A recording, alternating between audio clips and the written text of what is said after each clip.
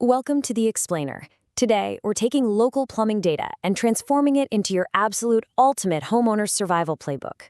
If you own property up here in northern Rhode Island, you already realize that maintaining a home isn't just about swapping out a washer or fixing a leaky faucet.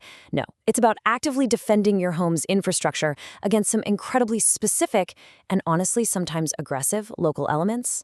So let's jump right in with a question that gets to the very heart of this unique man versus nature battle happening literally right beneath your property. What do a mature oak tree, a classic 1950s farmhouse, and a freezing Rhode Island night all have in common? Well, they're all ingredients in a perfect storm that can completely wreak havoc on your home's plumbing if you aren't paying attention. It's this wild combination of age, geography, and climate that demands a very specific kind of vigilance. To get you prepared, here is our roadmap for today's explainer. First, Smithfield's unique plumbing challenges. Second, weather, age, and common problems. Third, navigating RI codes and permits. Fourth, the three-step repair process. And finally, handling plumbing emergencies proactively. All right, let's kick things off with Section 1, Smithfield's unique plumbing challenges. Think about the constant cause and effect happening underground every single day. Your beautiful, mature maple tree, it's actively seeking water, and its roots are actively breaking through your older clay sewer lines.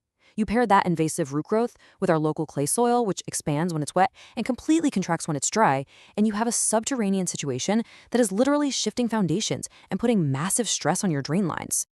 And, speaking of constant stress, the Woonasquatucket River watershed creates high groundwater throughout the entire area. This localized geographical feature explains exactly why properties in this specific watershed face such relentless pressure on their sump pumps and basement drains.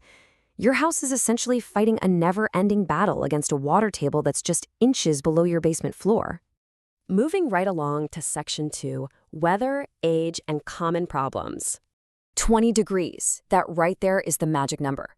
20 degrees Fahrenheit is the critical threshold where you absolutely must start dripping your faucets to prevent pipes in your unheated crawl spaces from freezing and bursting. We all know Rhode Island winters are notorious for those rapid freeze-thaw cycles. When the temp drops below that 20-degree mark, the water in exposed pipes turns to ice, expands, and just cracks right through copper and PVC. Letting a faucet drip slowly is literally one of the easiest ways to relieve that built-up pressure. Now, if you live over near Stillwater in a home built before 1970, listen up. The shift from old well water to modern municipal water chemistry is actually accelerating the corrosion of your aging galvanized steel pipes. And what's kind of terrifying about this is that it happens from the inside out. You might not see a puddle immediately, but you're definitely going to experience restricted water pressure and that super unsettling rust-colored water coming out of your taps. 10 to 15 years. Let's talk about another age-related casualty. Rhode Island has pretty hard water, absolutely full of calcium and magnesium. What does that mean for you? Well, it means your standard tank water heater realistically only has a lifespan of about 10 to 15 years before sediment buildup just destroys it. That mineral scale coats the heating elements and the inside of the tank, forcing the appliance to work incredibly hard until it eventually just gives up the ghost. Okay, before a catastrophic failure completely floods your basement, you've got to watch out for these visceral warning signs. Are you hearing strange gurgling or popping noises, like a coffee pot percolating? Is there pooling water at the base of the tank? Or maybe you're getting hit with the dreaded cold water sandwich effect right in the middle of your shower. Guys, these aren't just minor inconveniences. This is your water heater literally begging for an intervention. And it's not just the water heater that talks to you. As our source material points out, that foul rotten egg smell coming from your guest's bathroom isn't just unpleasant. It's a warning sign. Whether it's a rotten egg smell pointing to sewer gas, gurgling toilets, or suddenly spotting a really lush, bright green patch of grass in your yard directly over your sewer line, your house is actively trying to tell you when something is failing. We just have to know how to listen to it. Which brings us to Section 3, navigating RI codes and permits. So Rhode Island mandates a really high level of expertise to protect public health, ensuring that everything from backflow prevention devices to proper venting meets state law. A master plumber isn't just a fancy title slapped on a business card. It represents years of grueling apprenticeship and comprehensive exams. They have to understand the state's highly specific amendments to the International Plumbing Code. And that's crucial because doing things by the book around here, it's not optional. Now, I know it's tempting to treat municipal permits like annoying bureaucratic red tape, but that is a massive mistake. Using unlicensed handyman or going the DIY route on major plumbing can instantly void your homeowner's insurance and leave you with massive legal liability if something goes south. Hiring a licensed professional is an absolute shield. It protects your property's value, guarantees the work is properly permitted, and keeps your insurance policy completely intact.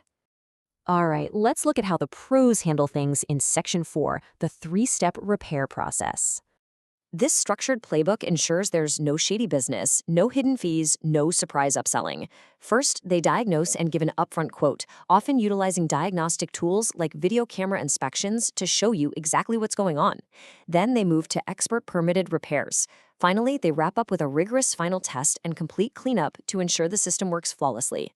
It's all about creating predictable outcomes for what is usually a very stressful situation. And this is where that deep local expertise really shines, because professional teams work locally, from historic Georgiaville all the way to the newer developments out on Route 116. They actually stock their vans with the exact vintage and modern parts needed to fix your specific neighborhood's plumbing on the spot. You aren't stuck waiting days for some special order part while your house sits without water. They come fully equipped for the reality of Smithfield's unique housing stock. Finally, let's wrap things up with Section 5. Handling plumbing emergencies proactively. Let's turn you from a reactive victim into a totally proactive homeowner. By following these simple steps from our source material, you can prevent the most common Rhode Island winter plumbing disasters before they even start. First off, keep your thermostat at a 55-degree minimum, even when you're on vacation. Next, get some foam sleeves and insulate those exposed pipes in your crawl spaces. Disconnect your outdoor hoses before that first freeze hits and seal up any cracks in your exterior walls.